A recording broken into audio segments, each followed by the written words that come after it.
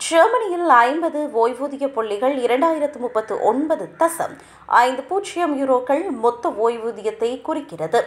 ஏனெனில் ஜூலை 2025 முதல் ஒரு ஓய்வூதிய புள்ளியின் மதிப்பு 40.79 யூரோக்களாக உயர்வடைந்துள்ளது.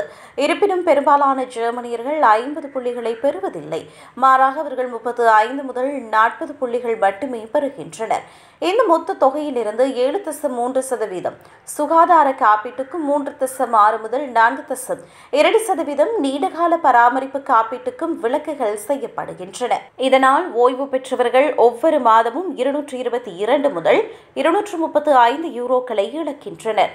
அவர்களுக்கு குழந்தைகள் இருக்கின்றார்களா இல்லையா என்பதை பொறுத்து அவர்கள் 1804 முதல் 1817 யூரோக்கள் வரை பெறுகின்றனர். ஒரு நபர் சராசரியாக 50,493 யூரோக்கள் வருமானம் ஈட்டினால் அவர்களுக்கு வருடத்திற்கு ஒரு ஓய்வூதிய புள்ளி கிடைக்கும்.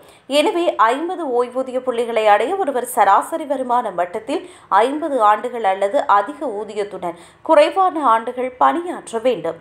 2025 ஆண்டில் ஓய்வூதியங்கள் 3.74% அதிகரித்தது. அதே நேரத்தில் பணவீக்கம் 2.2% அதிகரித்திருந்தது. இது ஓய்வு பெற்றவர்களுக்கு அவர்களின் பணத்தைக்கு சற்று அதிக மதிப்பை அளிக்கிறது.